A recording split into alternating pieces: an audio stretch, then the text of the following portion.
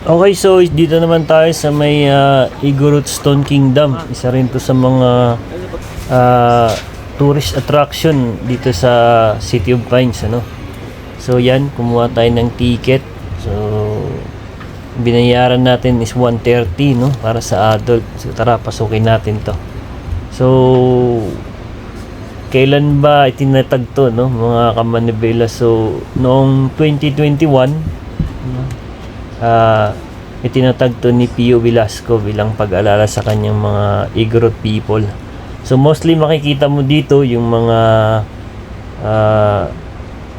stone wall at mga tower na ginawa, no, gamit ang mga traditional na riprap techniques, no.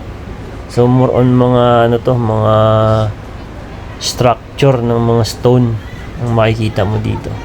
So yan yung mga pwede mong gawin dito. Mayroon ditong bicycle zip line.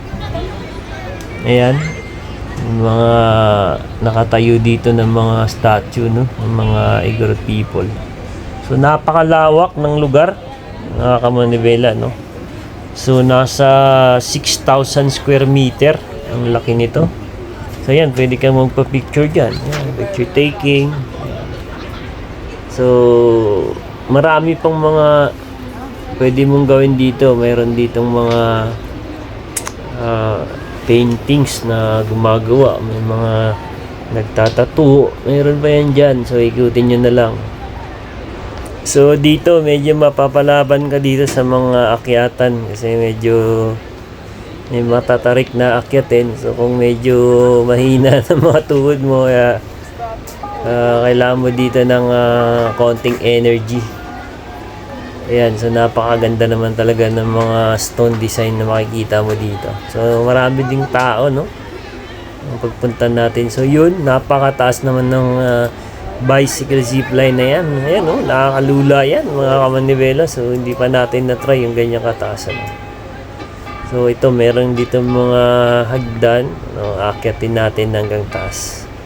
So tatry natin kung makapagpalipad tayo ng drone din, makakuha tayo ng magandang view dito.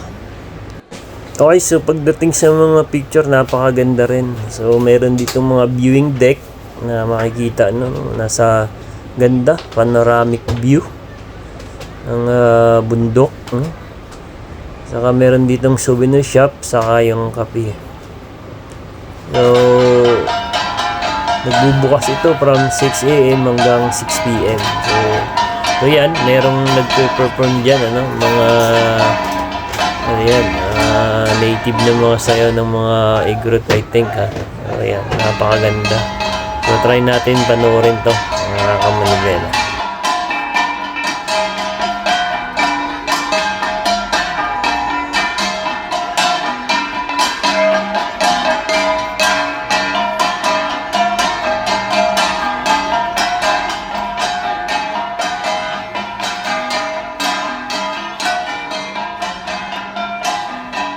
Okay, so napakaganda ng sayo nila, mga kamanibela. So yan, ang ganda ng kuha natin dyan. So next vlog natin, abangan nyo na lang.